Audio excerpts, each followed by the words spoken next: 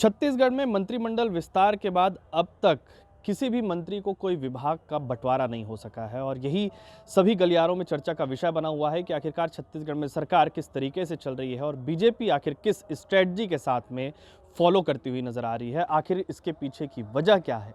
जनता में भी इस बात को लेकर संशय है कि आखिरकार सरकार में उनके काम कैसे होंगे, जो उन्होंने वादे किए थे उस काम को कैसे बीजेपी पूरा करेगी। अभी तक धान खरीदी को लेकर भी लगातार चर्चा चल रही है, लेकिन किसी भी तरीके से मंत्रियों को विभाग का बंटवारा ना हो पाना, कई समस्याओं का निराकरण ना हो पाना, ये कई ऐसी बातें हैं जो अब भी चर्चा का विषय बनी हुई है। यहाँ पर हमारे साथ में वरिष्ठ पत्रकार हैं अनिरुद्ध जी, हम उनसे ही समझेंगे।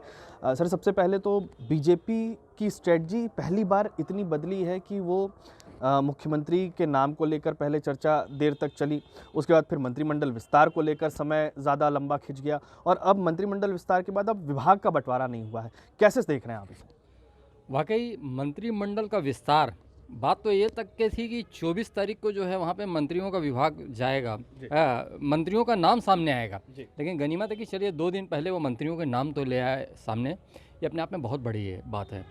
लेकिन हाँ, जो अब तक डिसाइड नहीं हो पाना मंत्रियों का नाम, क्योंकि ये कहा जा रहा था कि जैसे जो राज्यपाल शपथ ग्रहण करवाएंगे बाकी मंत्रियों को, तो उसके बाद जो है उनके दूसरे दिन उनके जो विभागों का नाम सामने आ जाएगा। फिर बात यह आई कि विष्णुदेव साय जी दिल्ली जाएंगे, प्रधानमंत्री जी से मिलेंगे, राष्ट्रपति जी से मिलेंगे, अन्य हस्तियों से मिलेंगे। वहाँ से लौट के आते ही साथ जो है यहाँ पे मंत्रियों के विभागों की घोषणा हो जाएगी। विष्णुदेव साय जी आ भी गए, लेकिन उसके बाद भी अभी तक के सस्पेंस कायम है।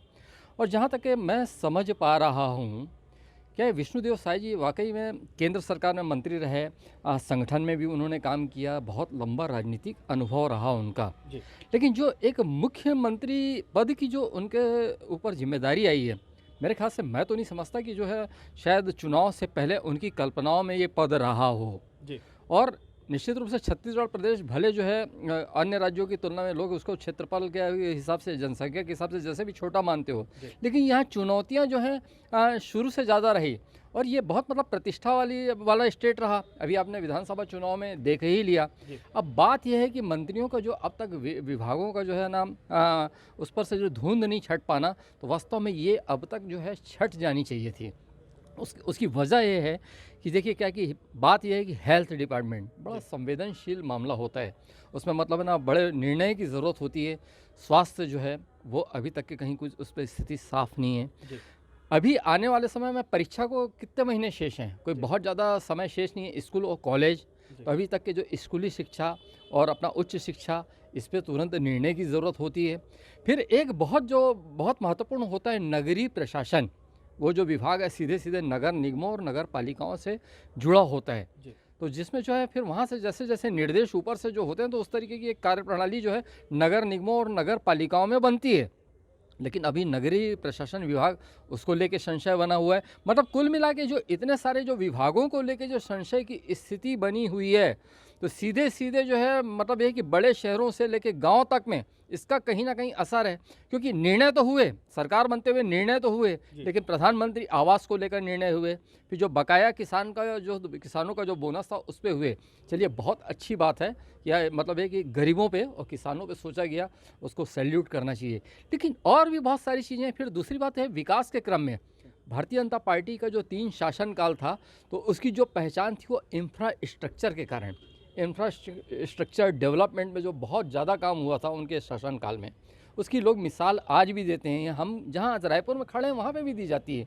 लेकिन आज जो स्थिति है, आज जो है इतनी बड़ी चुनौतियाँ हैं और घोषणा पत्र में सीधे सीधे इतने बड़े वायदे हैं, तो उसको देखते हुए क्या है कि मतलब इंफ्रास्ट्रक्चर और दूसरी दिशाओं में क्या काम हो पाएगा। क्योंकि कर्ज जो है आज 89,000 करोड़ से ऊपर का जो है प्रदेश पर कर्ज है। तो ऐसी बहुत सारी चीज़ें हैं जिन पर जो है हम चिंतन मनन कर रहे हैं। जब हम चिंतन मनन कर रहे हैं, तो वास्तव में जो इसके बहुत जो ज्ञानी ध्यानी लोग हैं, वो क्या सोच कर चल रहे होंगे इन सब हालातों को, इन सब स्थितियों को। तो मेरा ये मानना है कि अब देर ना करते हुए मंत्रियों के विभागों की घोषणा जो है अविलंब होनी चाहिए। नहीं, आपने बहुत सारे मुद्दों को छुआ है। एक नक्सलवाद भी बड़ी समस्या है, बस्तर का विकास कैसे होगा, बस्तर से भी आपने प्रदेश अध्यक्ष रखा है, मंत्री भी वहाँ से एक चुना है। उसके बाद सरगुजा का विकास कैसे होगा, प्रदेश के अन्य हिस्सों का विकास कैसे होगा, ये तो महत्वपूर्ण है। लेकिन इसके पीछे एक बड़ा सवाल ये भी है जो चर्चा का विषय बना हुआ है, क्या सब कुछ दिल्ली से तय हो रहा है? क्या मुख्यमंत्री का विशेषाधिकार है जो विभागों का बंटवारा करना, वो भी नहीं कर पा रहे हैं? ये किस तरीके की बीजेपी है? देखिए, निश्चित रूप से मैं पहले भी इस बात को कहता रहा कि एक जो बीजेपी थी वो अटल जी की और अडवाणी जी वाली बीजेपी थी, जिसका मतलब एक गौरवशाली इतिहास रहा। और एक जो है बीजेपी जो है मोदी जी की और अमित शाह जी की है, जो ये वर्तमान है। लेकिन वर्तमान में भी जो मतलब इतने व्हील पावर वाले, इतने मजबूत लोग और इतने शक्तिशाली लोग हैं, तो कहीं ना कहीं ये आज की तारीख में अपने कार्यप्रणाली से दोनों नेता छाप तो छोड़ते नज़र आते हैं। लेकिन बात जो है दिल्ली दिल्ली आपने जो दिल्ली शब्द का इस्तेमाल किया, तो आप देखे होंगे कि इस विधानसभा चुनाव में भी तो यही प्रतीत हो रहा था कि यहाँ पे जो छत्तीसगढ़ के नेता नहीं, दिल्ली के नेता चुनाव लड़ रहे हैं। और दूसरी बात, आपने शुरुआत में जो एक भूमिका बांधी तो उसमें ये भी बात आई कि जो है मतलब शेष मंत्रियों के जो है नामों की घोषणा जो विलम्ब हुआ, तो मैं जहाँ तक मैं समझ पा रहा हूँ, मैं क्या ही समझ पा रहा हूँ, बहुत सारे लोग भी इस बात को समझ रहे हैं कि उसमें भी जो बड़े फैसले दिल्ली से ही हुए। क्योंकि आज की तारीख में कद्दावर नेता अजय चंद्राकर जी, अमर अग्रवाल जी, धर्मलाल कौशिक जी, राजेश मूणत जी, इनको मंत्री पद से अलग रखा गया। तो मतलब ये मान के चलिए कि कहीं ना कहीं दिल्ली की भूमिका है। वरना जो प्रदेश के नेता विष्णुदेव साई जी सहज और सरल नेता हैं, और प्रक्रिया तो यही होती थी कि कौन बड़ा और कौन दिग्गज। अब तक की जो छत्तीसगढ़ की सरकारें होती थी तो वहाँ से सोचना शुरू किया जाता था। अभी लेकिन जो है नीचे से सोचना शुरू हुआ, मतलब करीब करीब जो भी 6 लोग नए होंगे, 6 चेहरे होंगे, तो शुरुआत वहाँ से हुई। और जब उन पर सोच लिया गया तो फिर बाद के लोगों पे सोचा गया कि जैसे बृजमोहन अग्रवाल जी हैं और रामविचार नेताम जी हैं। तो सारा कुछ आपका वो प्रश्न जो है दिल्ली पे था। तो मैं समझता हूँ कि कहीं ना कहीं जो मंत्रियों के विभागों का जो मामला है, तो कहीं ना कहीं मैं समझता हूँ कि कुछ एनओसी कह लें या हरी झंडी कह लें, कहीं ना कहीं हो सकता है कि उसके लिए भी जो है दिल्ली से इंतज़ार हो रहा हो। लेकिन इसके पीछे फिर एक और बड़ा सवाल खड़ा हो जाता है कि जिन गारंटियों की बात कही गई थी, लोकसभा का चुनाव है आने वाले समय में, एक तय समय सीमा है जिनको इनको कुछ काम करके दिखाना है। लगता नहीं कि जनता भी इस उम्मीद में है कि कब उनको उनके वादों की, उनके मन मुताबिक चीज़ें जो है वो मिलती हुई नजर आएंगी। ऐसे में देरी करना बीजेपी के लिए कहीं एक परेशानी का सबब आपको लगता है बन रहा होगा? देखिए, क्या बहुत बड़ी चुनौतियाँ हैं।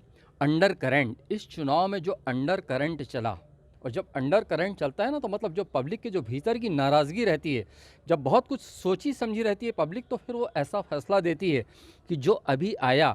वरना तो भारतीय जनता पार्टी तो अब तक जो है मतलब 50 से कभी उसकी सीटें ऊपर गई नहीं जब वो सरकार में थी। आज 54 सीटें हैं। और दूसरी बात देखिए कि ठीक है कि आपने जो है बकाया बोनस की घोषणा की, बहुत अच्छी बात है। प्रधानमंत्री आवास वाला मामला जो क्लियर किया आपने, बहुत अच्छी बात है। लेकिन अब महिलाएं जो हैं एक दूसरे से पूछने लगी हैं कि तुम्हारे पास उसका कोई संदेश है क्या? जो वहाँ पे जो है 12,000 रुपये मिलने वाला है साल, उसका क्या हो रहा है? ये कब होगा? ये कैसे होगा? महिलाओं के बीच में जो है मतलब ये बातों का दौर शुरू हो चुका है। तो बेरोजगारी, फिर बेरोजगार भी बोल रहे हैं।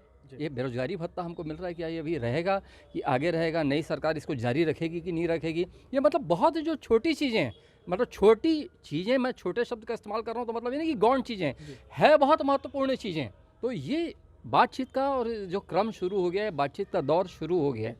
तो और फिर जो मैं बेरोजगारी भत्ते की बात नहीं करता, लेकिन जो है यहाँ पे महतारी वंदन, जो यहाँ पे जो 12,000 की बात है, तो इसके लिए तो तुरंत जो है आपको अपना पक्ष सामने रखना ही होगा कि आप क्या करने जा रहे हैं, उसमें क्या क्राइटेरिया, क्या मापदंड है, किन लोगों को देंगे। बिल्कुल, 500 रुपये का गैस सिलेंडर की बात कही गई थी, जो परीक्षाएं यहाँ पर रद्द हुई थी या कुछ परीक्षाओं में गड़बड़ियां पाई गई थी, उन पे भी जल्द से जल्द एक्शन की बात कही गई थी। बेहतर परीक्षाओं की व्यवस्था की बात कही गई थी। युवाओं ने सबसे ज़्यादा उनको वोट दिया था। तो ऐसे में सभी को इंतजार है, अनियमित कर्मचारियों को इंतजार है कि उनका क्या होगा। आपको लगता है कि ये सब फैसले और मंत्रालय और विभागों का जो बंटवारा है वो जल्द हो जाना चाहिए?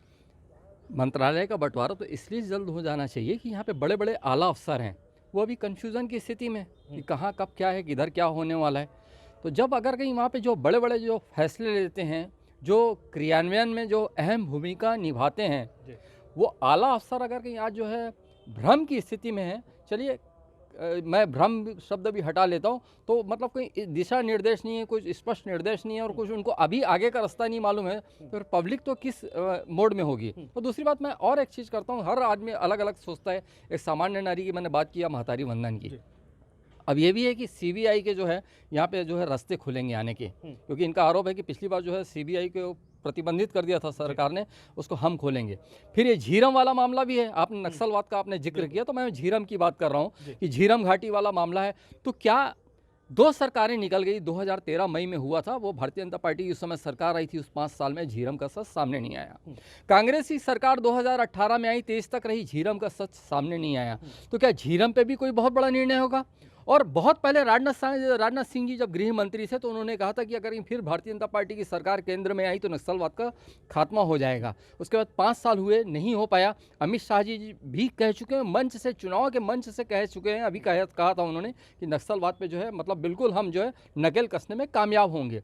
तो ऐसे बहुत सारे मुद्दे हैं कि जिस पे जो है मतलब है ना स्थिति जो है स्पष्ट होना निहायत ज़रूरी है, ये मैं समझता हूँ। बिल्कुल, जनता के लिहाज से भी और उन तमाम उम्मीदवारों के लिहाज से भी जिन लोगों ने चुनाव जीता है, चुनाव जीतकर इस मुकाम पर आए हैं कि वो जनता की सेवा करेंगे। लेकिन जनता की सेवा किस तरीके से होगी, विभागों का बंटवारा जब होगा तब ये तय हो पाएगा कि आखिरकार कौन किस योजनाओं को किस तरीके से हरी झंडी देता है। क्या कुछ खामियां रह गई है, उसको विभागीय खामियों को दूर कैसे करना है। ये तमाम ऐसी बातें हैं जिनको लेकर जनता के बीच चर्चा का विषय और संशय बना हुआ है कि कब सरकार अपनी एक्टिव मोड पर आएगी और उस भूमिका में आएगी जब एक्शन में काम करते हुए सरकार की भूमिका और उनकी योजनाओं के लिए काम करते हुए नजर आएंगे। ऐसे में यह देखना दिलचस्प होगा कि और कितना इंतजार मंत्रिमंडल के विस्तार के बाद विभागों के बंटवारे को लेकर उन तमाम मंत्रियों को करना पड़ेगा जो बिना मंत्रालय के घूमते हुए नजर आ रहे हैं, जनता के बीच जाते हुए नजर आ रहे हैं।